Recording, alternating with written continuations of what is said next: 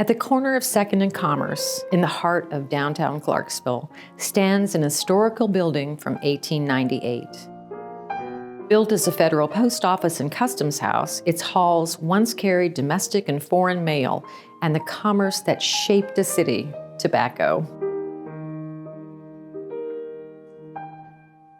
As the tobacco trade faded, the post office moved on.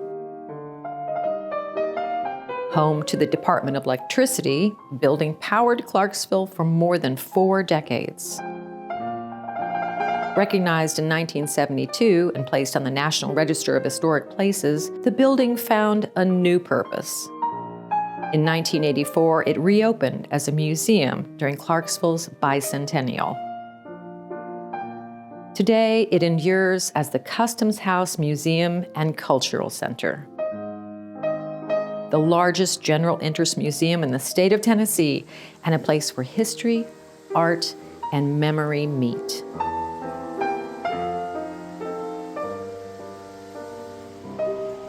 And a place where a promise between friends was kept.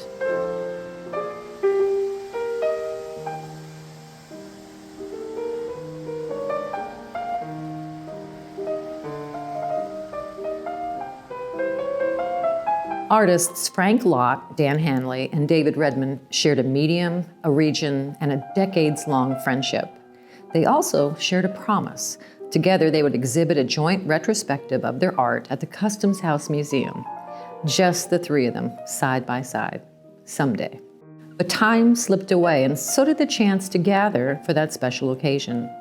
Dan Hanley passed away in Clarksville on May 17, 2021. David Redmond died in his adopted hometown of Memphis on January 9, 2025. Both left behind loving families and an artistic legacy that will live long into the future.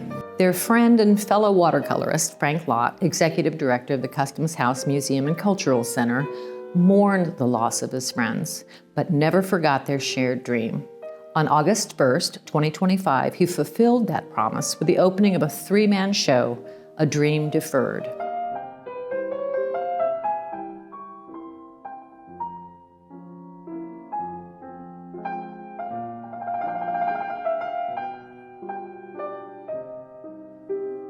Well, Frank is quite outgoing. He enjoys his friendships with people and values those very much. He is very serious when he needs to be, which is a big part of the time. Frank's always been dedicated to his work, his profession, family, his art, the community. Has always seemed overall to enjoy life. A lot of people have never seen Frank in a pair of blue jeans, but he does have blue jeans, and he gets out and does yard work. He mentioned something about the Smith Trainer Mansion. That's his story. His mom and dad first got to Fort Campbell, had an apartment.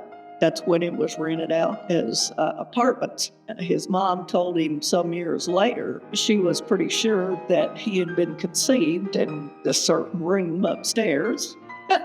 And so we went up there and she said, yes, I know this is it. She said, because shortly after his mother and father got orders to go, I think it was down to Georgia, a few weeks after that she started feeling sick in the mornings. So she believes that was where he originally got his start, was here in Clarksville.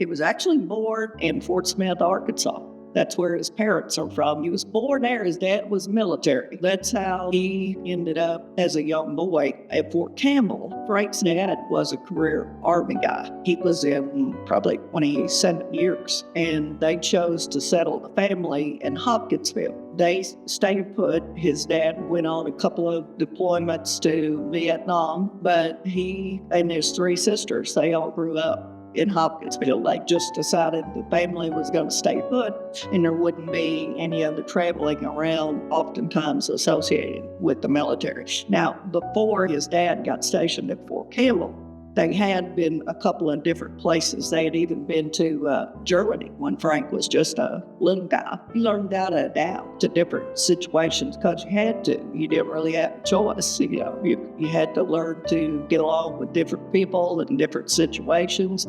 And all of that, I think, has benefited him throughout his life. He did grow up with 3 younger sisters, one who's only about a year and a half younger than Frank, but the other 2 were several years younger. So he grew up in a household of girls, basically, his mom and his 3 sisters, who's at an early age kind of had to become the man of the family, so to speak. Well, Frank and I went to high school together at Christian County High School up the road in Hopkinsville, Kentucky in the late 60s. And even back then, he was known as a talented artist. Now, we didn't run in the same circles back in those years. I lived in the country and he lived in the city. He lived in town in Hopkinsville, but still went to the county high school the way it was set up. But in his senior class, he was voted most talented. He played in a little garage band. Of course, every kid at that point, once the Beatles hit the U.S. and became popular, every kid wanted to be a musician. Didn't matter how good or bad they were, they still wanted to do it, give it a try. But Frank had a pretty good little band, and they would play for some of the sock hops at our high school after a basketball game, and I was there in a lot of those dances. Dancing Louie Louie and a bunch of the oldies but goldies. And then he went off to Murray State, and I came to Austin P. And 13 years later, we ran into each other here in Clarksville out at the Staples restaurant. That was the hot spot, popular place then. Any of the young professionals back in those days after they got off work, that's where you went on Friday night. I was with a couple of girlfriends. Frank touched me on the arm. Aren't you Patty Marquis from Hopkinsville? I said, yes. Asked if he could join us. I said, sure, have a seat. So he pulled up a seat, and, they hung in there with us for about another hour, and then they were ready to leave. So I said, well, you go ahead. They were in another car. So I stayed, and Frank and I sat and talked and called up over the past 13 years what had gone on in our lives. That was it, was the start of it. We started going out in May, then we got married that December, been together ever since, which was 41 years, December 15th of 25. Our first public date was here in Clarksville, right downtown in front of the old building of a ribbon cutting in 1984. Frank said, I know I want to be involved with the museum some way, don't know what. And sure enough, after we married, we stayed involved with it all these years. Even though he did graduate with a degree in fine arts, that wasn't what his profession became. He released his creative talent there through the marketing, advertising, and graphic design. Of course, Frank and Oplex worked very closely with the museum directors, being as they were such good friends. Frank helped them a lot as far as, the marketing and PR for the museum. But he never gave up painting. After work and on weekends, when he had extra time, he would continue to paint. One thing he's always done is do a special painting, an original painting, each year for Flying Hut that he would donate to be auctioned off to raise money for the museum. He's been a board member, chairman of the board, and so he's always loved the art and the history. Oh gosh, the first painting. Well, actually, he had given me a couple that he had done. He didn't do them for me, but he had already painted those. One was just of an old shoe sitting on a windowsill in an old farmhouse. Being a country girl, appreciated the subject matter. Another one was of a tree standing on a hillside. Before we reconnected, I think he was primarily into oil painting, but by the time we had started dating, he had gone more into watercolor. And we have a pretty busy schedule, even a lot of nights and on weekends. But if he gets focused on one and determined to finish it, then he's going to put in the time needed to do it and do it right. Now, there'll be sometimes that he just gets the urge to paint something, and he'll go up there and do something very loose, in a relatively short amount of time. That's usually one of those that just gets tossed to the side or put in the closet. But when he's focused on a serious piece, then he stays with it. And he will call me up to his studio, which is in our bonus room. He'll ask me, okay, I didn't want you to see it until I got to this point. And he said, what do you think about this? So I'll provide what input I can, because I'm not an artist at all. And we'll go through that different stages of the painting. And then he'll come downstairs and say, I think it's done. And usually he'll bring it with him when he comes down the stairs. I'm a landscape, flower, bird person. I did get him to do, over the years, 2 or 3 paintings of flowers. The first one he did was very colorful. It's a big painting of a vase of different colored tulips, and that's in our dining room. That's still one of my favorites. He also did a painting of the old farmhouse where I grew up, which I treasure very much. One of our kitty cat, Lucy, that's now hanging in our living room that I just love. All right, so I want to just pick 3 or 4 different places that we can do little vignettes. Let's maybe move to, I don't know, we might start right here. This is simple enough. This is a painting that I did in 2016. I titled it River Days with Pa and the Pups. It actually depicts a scene along the old Front Street along the Cumberland River edge in Clarksville, Tennessee. It shows a father and a son on an old wagon with their 2 dogs following along. The old dog riding in the wagon, the young pup chasing the fishing pole. Actually depicts a scene that was pretty common in that era of riverboat on the Cumberland River and a wharf boat, which was actually a floating pier that would rise and fall with the level of the river. And that's how commerce was brought into Clarksville. Goods on riverboats or offloaded from the tobacco warehouses onto the wharf boat and then onto a riverboat. So it's very typical of how this scene would have played out in the late 1800s. Always fascinated by historic scenes, and a lot of my paintings reflect that type of subject matter. But that, you even notice that he's starting to get more color.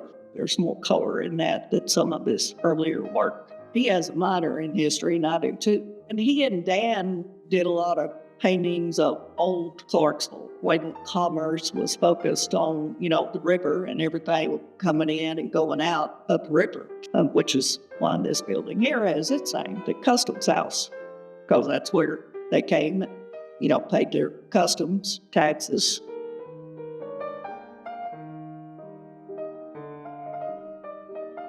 I titled this painting A Summer Day at Pilot Rock. It's what I consider to be my first successful watercolor. It is just simply a landscape painting depicting a soft morning light at a place in southern Christian County, Kentucky, Pilot Rock. A very, very tall, very high up place that overlooks a valley. It was a favorite place to just go and see this unusual outcropping of granite. When I graduated from college with a fine arts degree, watercolor became my passion. And for over the past 60 years, that has been my medium of choice. Watercolors are a medium based on spontaneity and what I would consider to be accidental opportunities where the paint leads you in a direction that is very accidental. And so that is part of the wonder of this medium, is that watercolor is always surprising, and it allows the artist to just anticipate what might happen, but not actually control what might happen. It's what I consider my first successful watercolor painting that I was willing to show in public. Not that people wouldn't have seen other paintings, but this one is one that I chose for this exhibition because it represents the beginning of what I considered my serious study and pursuit of watercolor.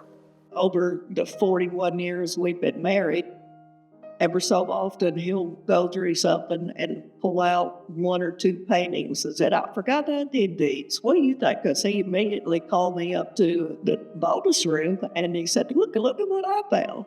And I'm like, is that not right? He said, yeah, it is. It's not that far from where I grew up. And in the summertime, my friends and I used to ride our bicycles up there, play on that thing, which was about as high as probably a 3-story building. We did rock climbing on the thing. It's a wonder one of us didn't fall and crack our head open. Like I said, it was part of my playground when I was growing up. So that he had done that, and I hadn't seen it until about 2 years ago. I'm like, I have personally so many fond memories of that place.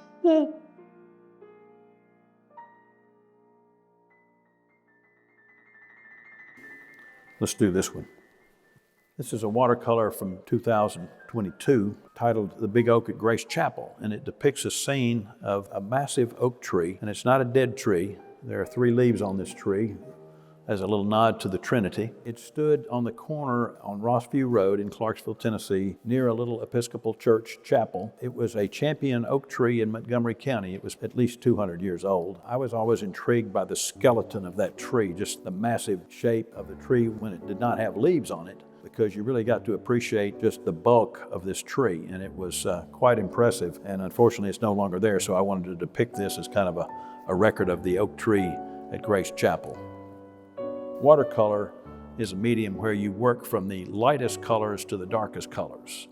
As opposed to oil paint, you work basically in reverse of that. You work from your darkest colors to your lighter colors. In watercolor, it's from light to dark. So if you're maintaining the white of the paper, that is the whitest portion of, in fact, much of this building is not painted at all. It's just the white of the paper showing through. Depending on the technique that you're employing, wet and wet means that the color is applied to paper that is already moist, and that allows the watercolor to disperse or run in various values and intensities. A lot of watercolor painters use that to create soft edges on clouds in the sky by allowing the paint to just run where the painting is actually moist.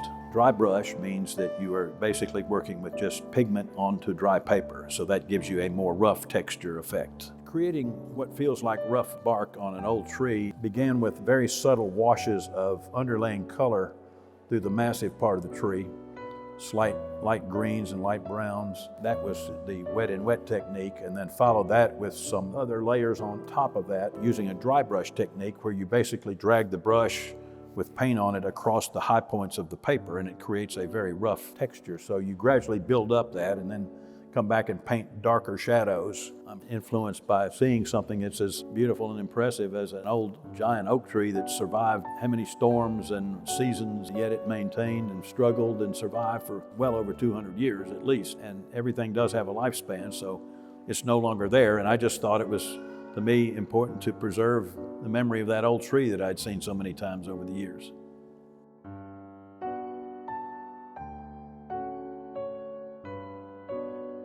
This is another early piece. We might do a little something with this one.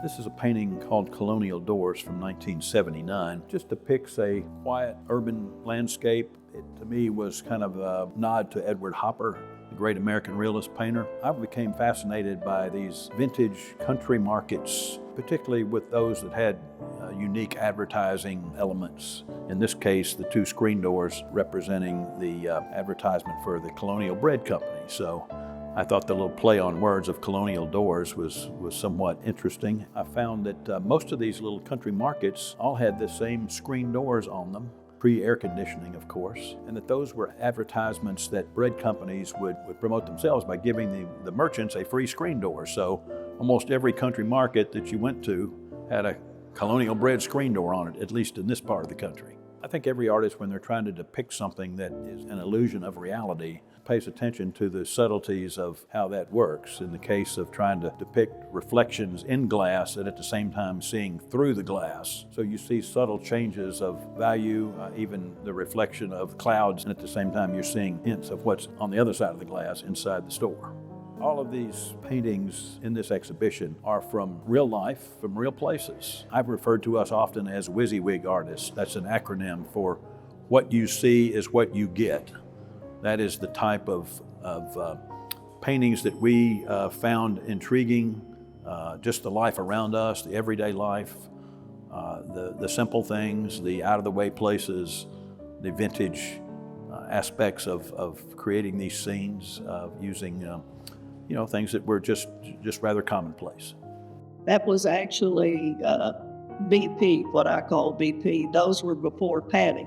When we met, it was more the monotone color when he did that series. But he was, especially early on, into the country lifestyle, the small town images. That's the direction more of his work tended to go before we reconnected. And again, it's evolved over the years, but yes, he's changed his style and gone into, that's why I was so surprised to see that Pilot Rock painting. Going back to that is because most anything I had seen that he did before we met and been along that same line with the old buildings and the screen doors and so forth. And then to see this wonderful painting he had done with all this color and something very different from what he typically was doing at that time.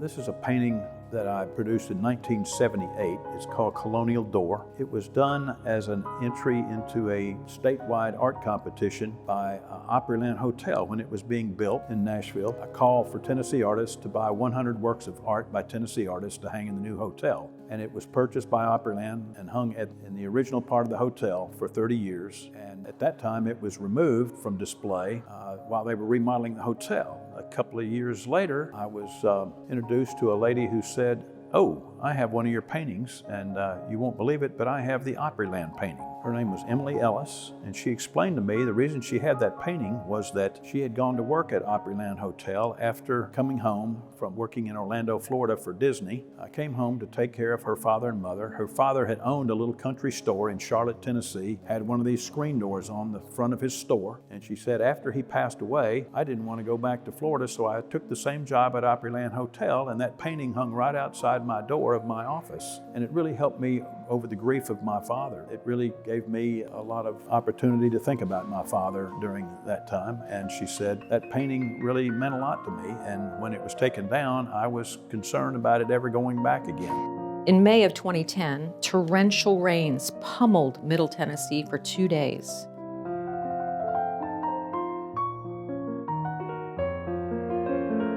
It resulted in catastrophic flooding not seen since 1937, before dams and flood control existed.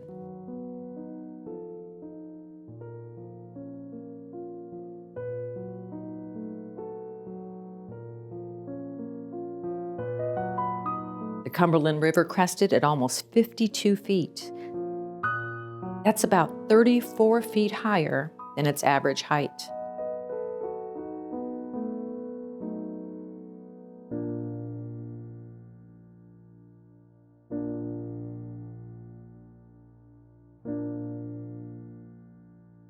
The total damage would be $2.3 billion.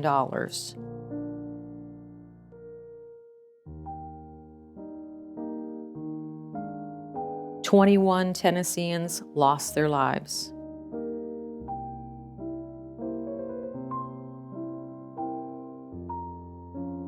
Parts of Opryland Hotel were under 10 feet of water.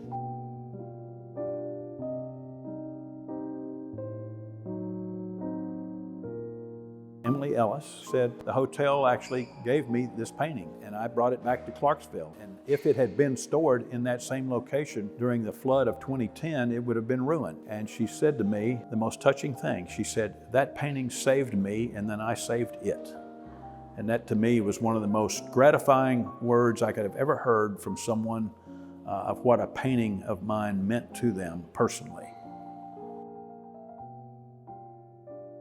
This is a painting from 1984 that I titled Spring Day at the Lake. It is actually a watercolor that I did after my first date with my future wife, Patty Marquis. We had spent a day at an outdoor art fair at Kentucky Lake, went on a little picnic at the lake, and this was kind of the setting of that picnic. After that, I did this little painting for her, and this was kind of what I would call a courtship painting. So this is the reason she married me right here, this painting that from our first date in 1984.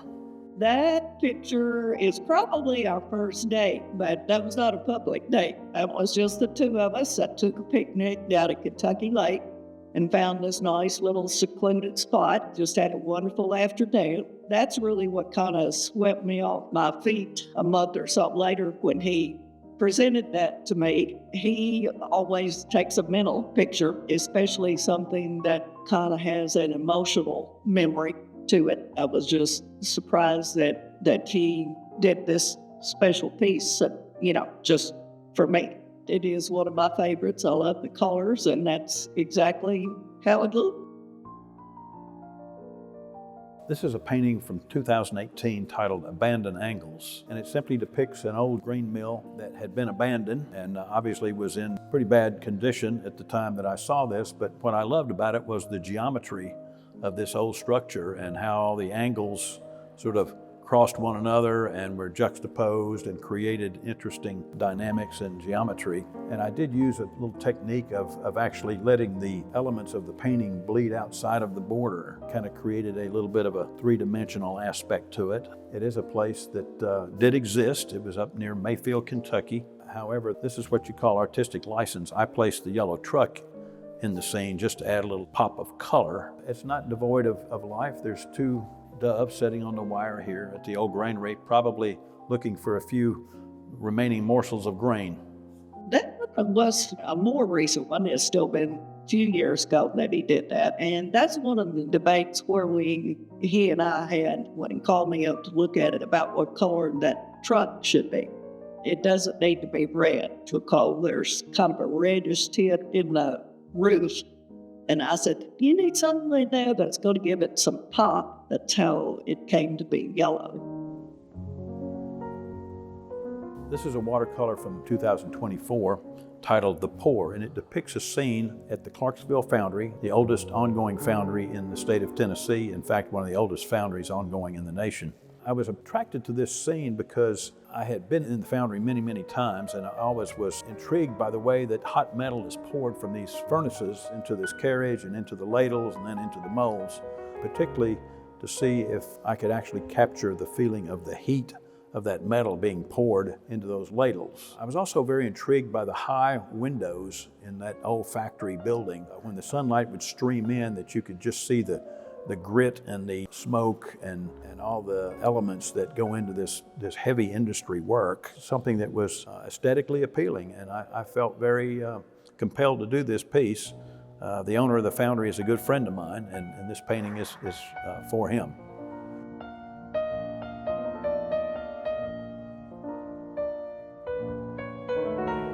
Let's talk about this one. Is that a good angle? This is a watercolor that I did in 2013 titled Soiree at the Arlington Hotel. I would call it a Great Gatsby type of painting. It was actually done as the signature art for Flying High, which is the museum's major annual fundraiser. It depicts a scene of a downtown Clarksville hotel, which no longer exists, the Arlington. It was a Great Gatsby themed event, so I painted this as kind of a tribute to that era in Clarksville when you had Grand Hotel, the scene of many, many events of social nature at the hotel. It was a gathering place. It was on 2nd Street, which is the street right here. You see the museum in the background, the old 1898 building there on the corner of 2nd and Commerce. Wet streets and reflections, the old vintage automobile, the women in their full regalia with their bonnets and furs, and of course, part of it being nighttime for an artist is to sort of try to depict a scene like that at night means that you have to deal with a light source coming from a predominant area. In this case, it was coming from inside the hotel out onto the sidewalks, and kind of the focal point of it anyway, of the people in the setting of downtown Clarksville. Oh, I don't know. What do you think? Is that enough?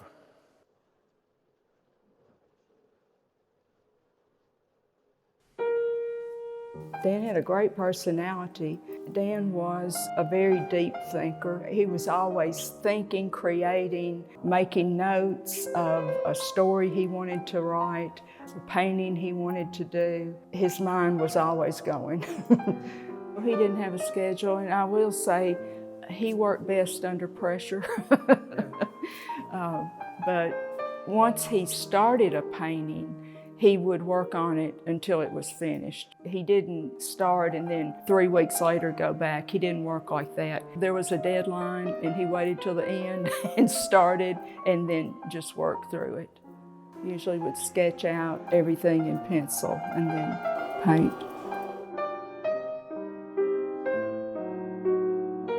And so the waterworks, the river, very important in the Hanley family. His great-grandfather came from Ireland, who was also Dan Hanley, and was here to help position the piers for the railroad crossing over the Cumberland. Dan did this one year for his father for Christmas. Waterworks especially was important in the Hanley family because his grandfather was the manager at the Waterworks. And he always said that his grandfather lived his whole life within the smokestack of the Waterworks. Very special to the Hanleys. And I've cheated that scene by saying, here's our house. Yeah, because the house was not there. Yeah, way on over exactly. Here. Yeah, I think he He- kind of played that. he had artistic lived. license Yeah, there. you're right. Because Exactly. there's his mom standing on the porch waiting for them to come around. Yeah, and it wasn't there, but It's the metaphor. You're walking off with Christmas Eve across the street, but he's got his great-grandfather, his grandfather, and his immediate mother and father, all in one scene. right. So I think that was interesting to say that, he was, kind of really tracing the family lineage in Clarksville. Right. So it was very important to him. And I love the fact that he put this little rabbit there. Right. He always had that little He had a touch of little wildlife. something, yeah, Have some little critter in his there. paintings to make it just right,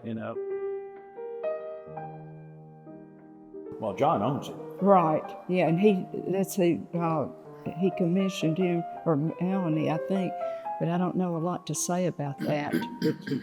This piece was commissioned by the Hadleys, who had the connection of the Conroys, just depicting everyday life in downtown Clarksville, kind of as he would have remembered growing up. The building was there and was always a special part of Clarksville, and where they did a lot of shopping at Elder Conroy during his childhood. So it was a special piece for him to do. In there too, he has the dog. Right, usually put a dog somewhere in a painting.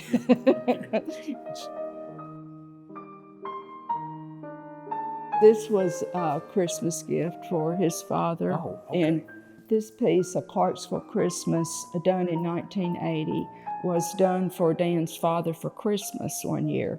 His father was superintendent of public works for Clarksville for a number of years, and at that time was responsible for reconstructing the square as it is in this painting. I think at that time he also was responsible for the watering trough being brought out that had been in storage, and so they restored that and put that on the square. Dan especially liked painting winter scenes and snow scenes. He enjoyed doing things around Christmas. His father's birthday was actually on Christmas Day, and so that made that special every year.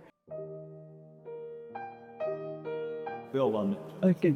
Because I kept saying, I had all these river paintings, but I didn't have one in the shop. That's the only painting of the river that we really have. I couldn't remember that he owned that one.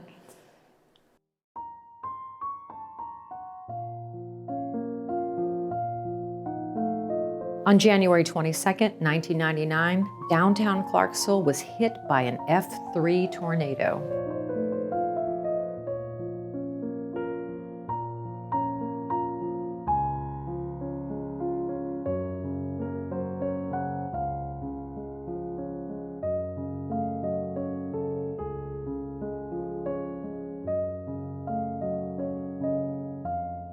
Having been a highly regarded builder for years, Dan Hanley would chair the Design Guidelines Committee of the Tornado Recovery Task Force.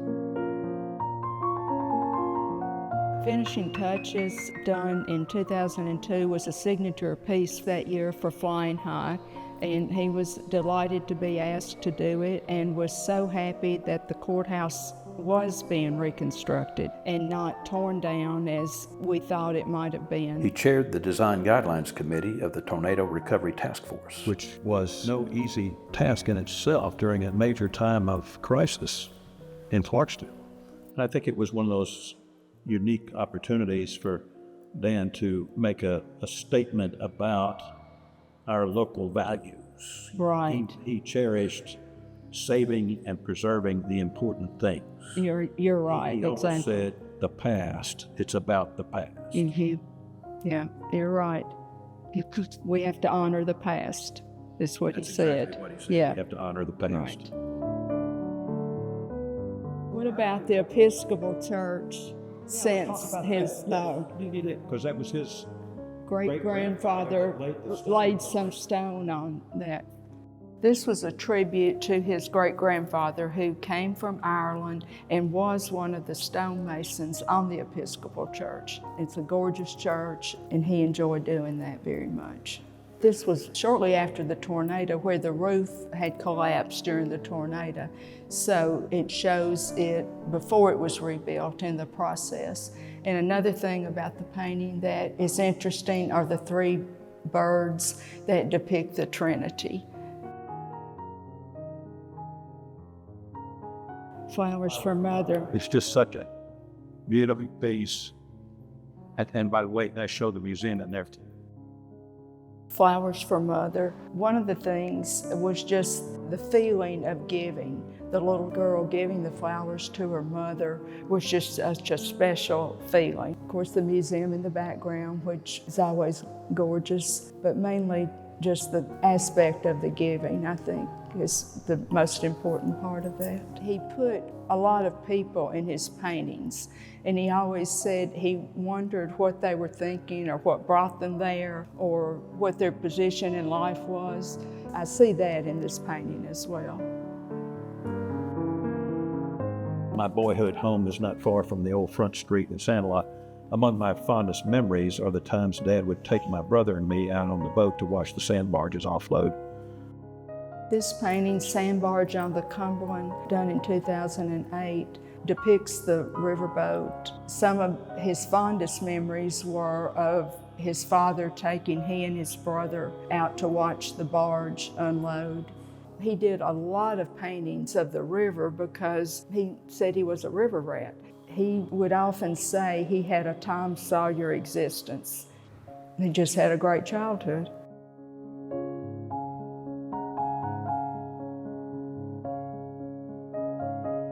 This is a painting by Dan Hanley from 1995 titled A Tree for the Square, and it depicts a scene on the city square in downtown Clarksville. The old horse watering trough was a main fixture and still is on Public Square. It shows a man and his child with an old wagon with a new Christmas tree, slightly snow-covered. Dan was a master of these winter scenes, but Dan was also a master storyteller. He loved the history of this community. He loved sharing those stories through his art and through his writings. The Franklin House Hotel that you see pictured here was the central hotel for travelers through Clarksville from the mid-1800s to the early 1900s. And it was a place, again, of a lot of social gatherings. Famous people stayed at the Franklin House Hotel, too many to name, but presidents and distinguished visitors. Dan was a master, again, at depicting these winter scenes at various times of the day, at night. And this is just another example of his skill in interpreting that type of story. This is a painting by Dan Hanley titled Morning Watch, and it depicts a scene overlooking the Cumberland River, with the central point being the Customs House Museum's 1898 building. It's a wonderful scene that captures a lot of the nuances of downtown Clarksville from an era when commerce on the river was ongoing. This painting, what I also love about it, shows a little railroad engine pulling a couple of cars about to cross the bridge going out towards Palmyra. It has a horse and wagon with someone driving that little vehicle, and then it shows an old automobile here. Dan was always kind of depicting those eras when there was modern influences overlaid with horse and buggy days. This is a tribute to Dan's family, to his strong belief in what Clarksville is and could be and has been in the past, and a real tribute to his skill as an artist to depict that type of scene. It was a marvelous testament to Dan's artistic ability, and we're glad to have it as part of this exhibition. It's kind of the centerpiece of this exhibition. This was the signature art in 2006 for Flying High. The signature art was always the feature item to be sold at the Flying High auction. And it was the main item that was always the last item to be auctioned at the end of the night. And it always brought the largest amount of money. And Dan had several pieces of his signature pieces that brought over $20,000. So it was always good to have a day of Hanley. Right. And a bank. And a bank. bank to buy. And plenty of banks.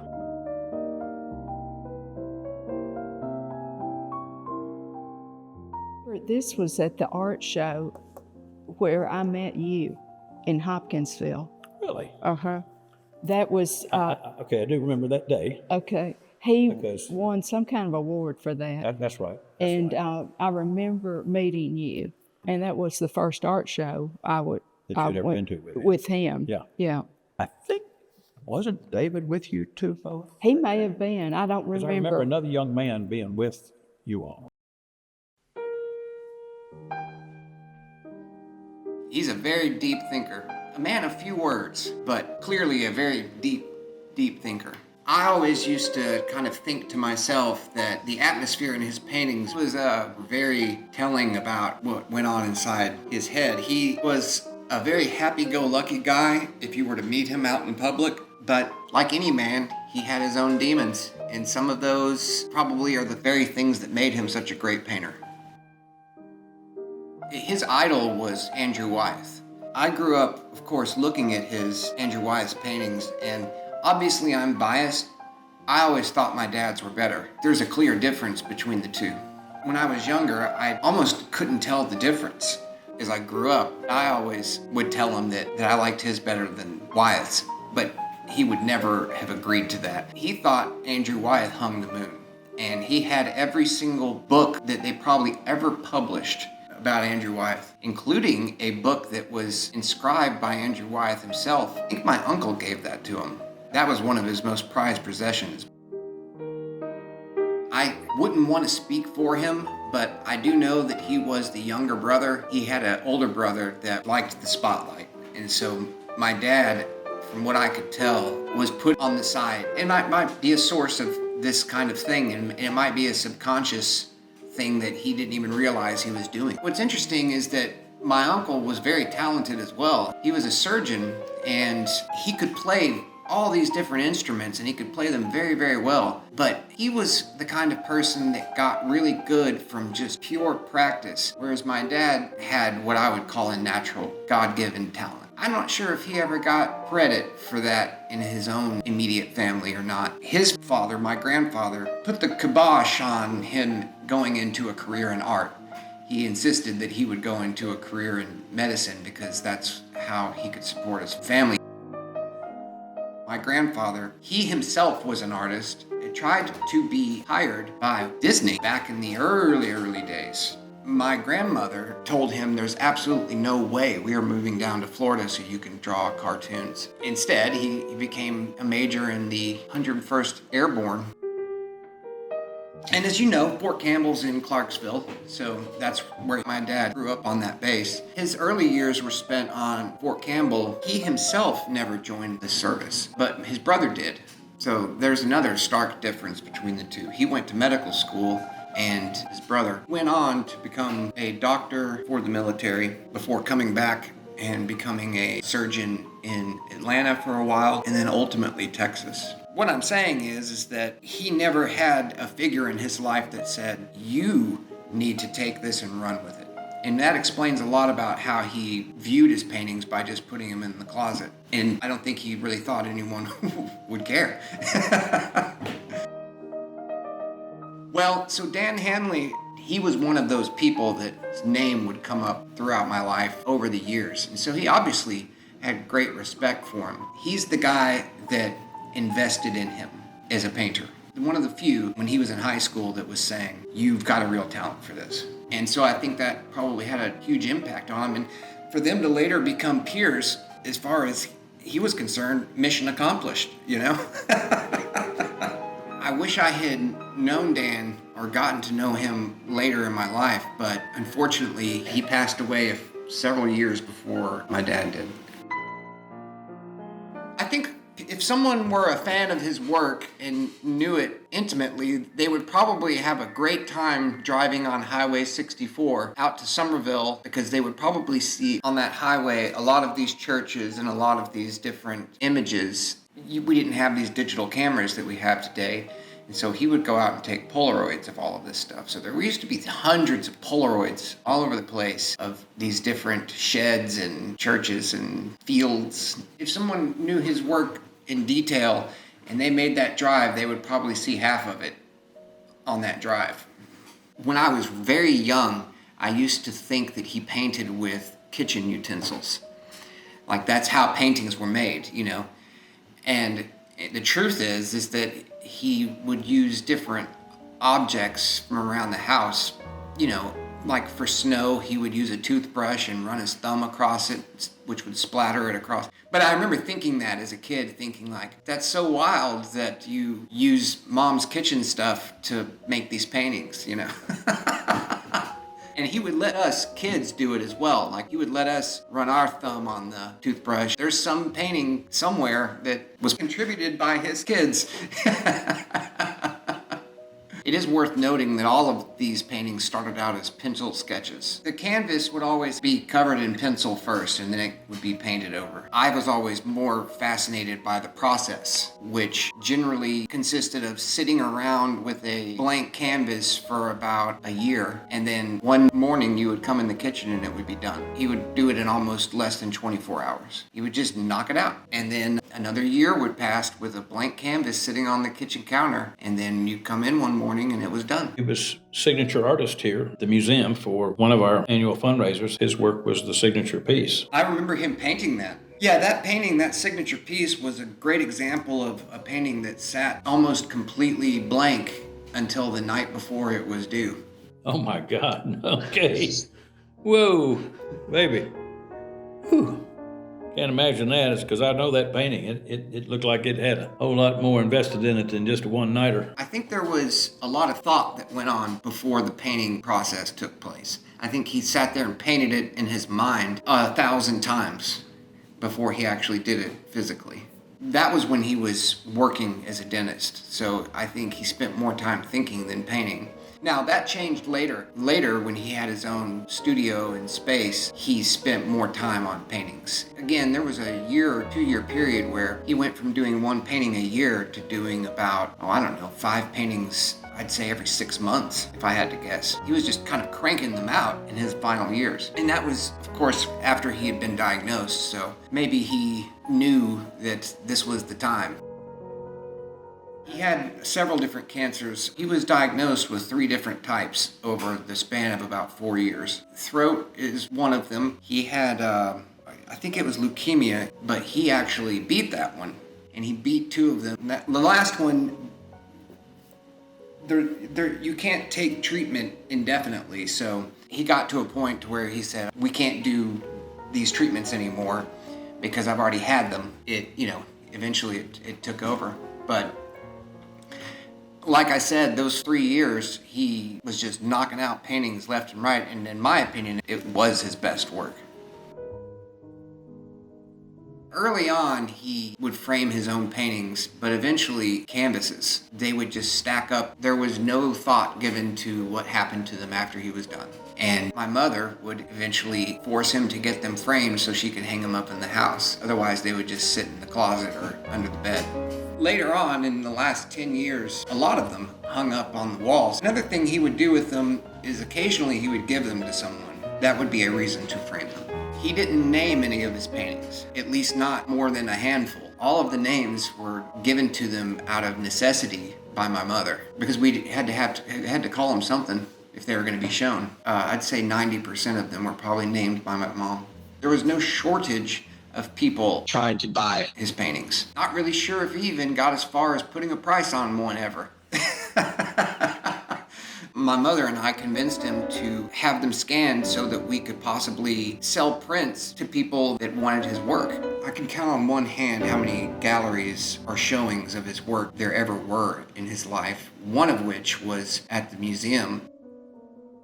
Well, we're going to talk about David Redmond with his son, but do we want to talk about a couple of his pieces? Yeah. We can. Let's do, where do we want to start? Maybe with, this is a painting by David Redmond titled Forgotten. It was done in 2008. And it depicts this, again, very mundane subject matter, an old wash tub with a rusted out bottom propped up against a brick wall off of the back porch. Something that would be otherwise not particularly an attractive or even worthy scene for an artist to depict, but David saw the beauty in these everyday objects and little scenes that really made one to stop and appreciate the sheer beauty of light and shadow. And David was truly a master of light and shadow. You see that. The shadow cast by the tree, creating this dappled light effect on this brick and on this old mossy wooden porch. You're looking up from the ground level through the bottom of a rocking chair. Just his perspective, inspiring to me as an artist, just to see something like this done in such a masterful way. Right, yeah, you're part of the scene because you're in it. The tree is actually behind the viewer. And when you're looking at this, you feel like you're drawn into it. And you really are drawn into it, just because of where you are in the scene. Part of the reason he was so good at this, he was a dentist. And as a dentist, he was so professionally adept at doing small detail work inside someone's mouth. It made him an excellent artist. He did not overlook a detail in his paintings. It's actually one of my favorites of his period. That image is very powerful to me because it's a piece of the house that I grew up in for 30 plus years. I've always thought that that was one of the most beautiful paintings that I've ever seen. The brick, the little sprout, the dirt, but also that swinging bench. That's how I'll always remember him. He used to sit out on that porch all the time. And whenever we got in trouble, we got called out onto that bench and he would give us a talking to. Something that I've always loved about his paintings is there's always something very tiny that you can latch onto, again, from a layman's perspective. And in this case, there's a tiny green seedling that's popped up. And if you look at his paintings, there's almost always some little thing like that I always thought was so cool because it's so insignificant to the painting as a whole, but it shows just how much thought went into it. I couldn't tell you if that seedling was even there when he took the picture. He could have put that there for all I know. That wash tub is because at this period they had a St. Bernard. That was either used to hold water or to bathe that dog. But I remember it being there for years. I think it was probably left outside for so long that it either rusted and got put through naturally or one of the dogs did it. At any given time, they had about 5 large dogs. And let me tell you, that's one thing about my dad. He loved his dogs. Yeah, this is really a great piece. Really a great piece. Just really, really good. I just think it really says a lot about David's ability to capture those little moments. This is a painting by David Redmond titled Jackson. It was done in 2023.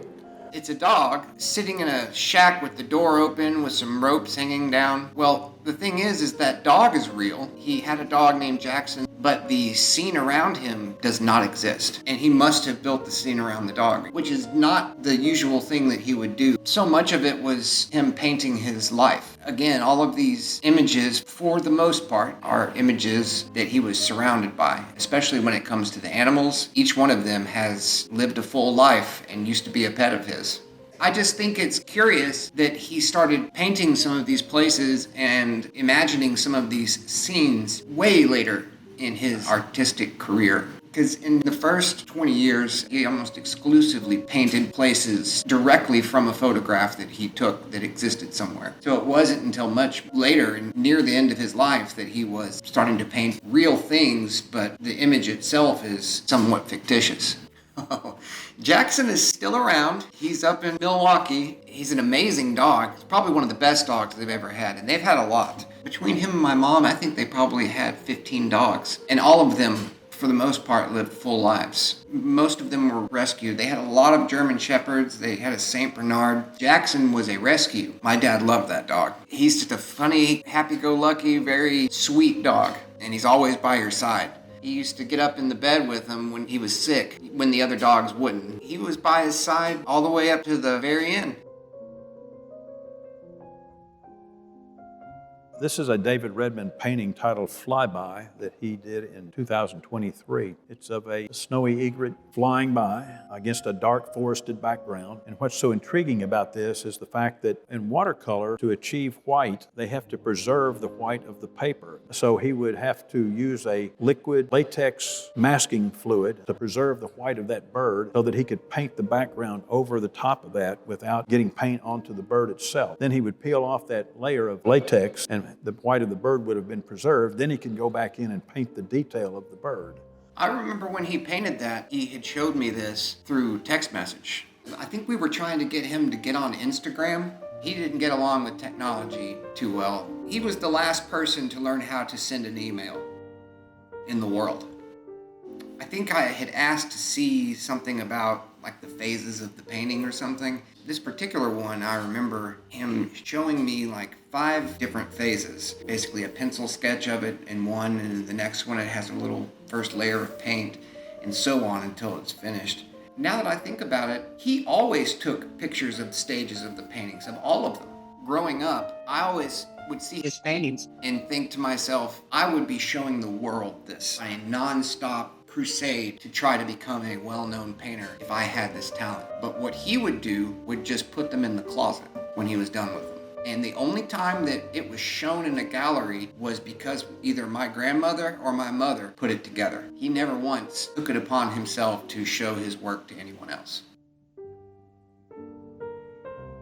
These 2 paintings, they're both untitled, by David Redmond, done in 1974. These were probably some of his earliest watercolors. He graduated from Clarksville High School in 1974. And again, Dan Hanley was his art teacher in high school.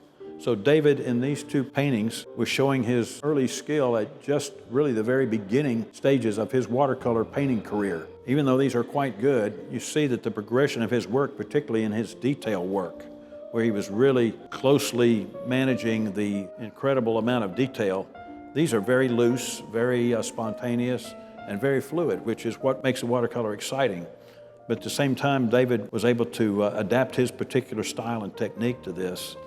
And you can see the progression of his work from 1974 to some of these later paintings is a really wonderful testament to his pursuit of this medium.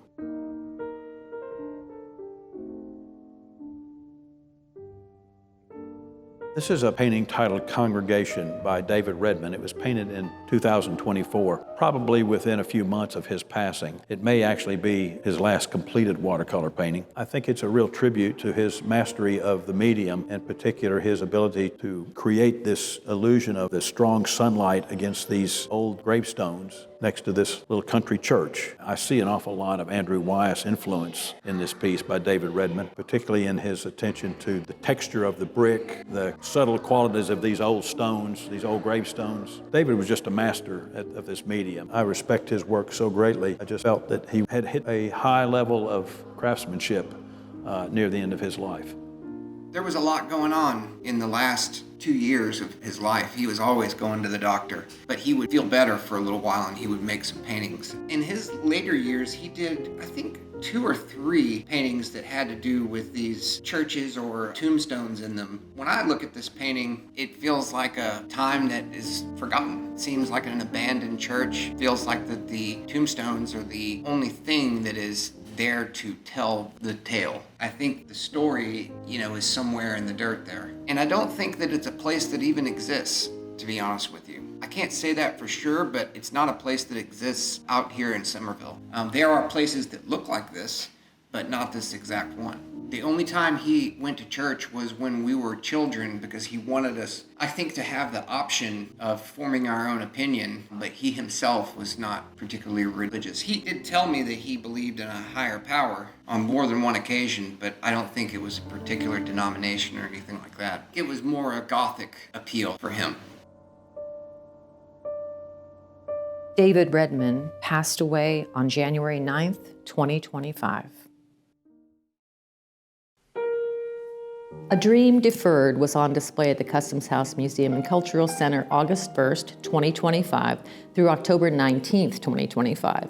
The joint retrospective showcased the 3 artists' unwavering dedication to the pursuit of painting while highlighting each man's creative evolution over the course of 5 decades.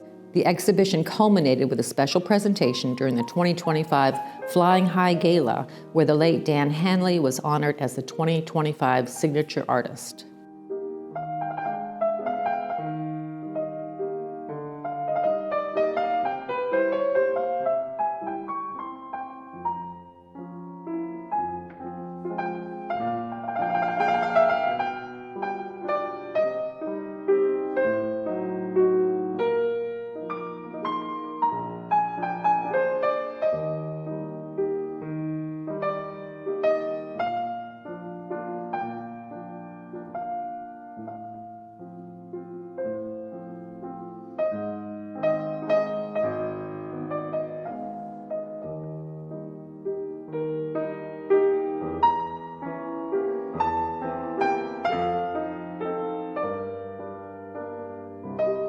With an average of 50 new exhibitions on display at the Customs House Museum each year, it's hard for Frank Lott to feel attached to all of them. But this one was different. It was personal. And more importantly, A Dream Deferred was more than just an exhibition. It was a promise kept.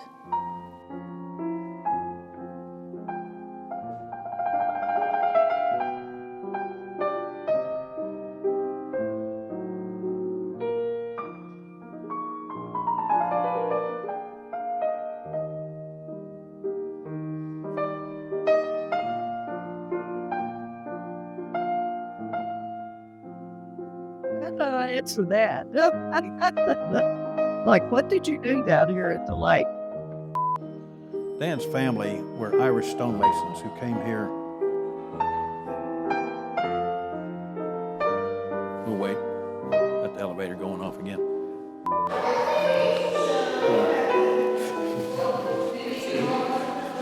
We'll stop a minute. River commerce worked in that era with river boats. We'll just let it calm down in there. Let me see what is going on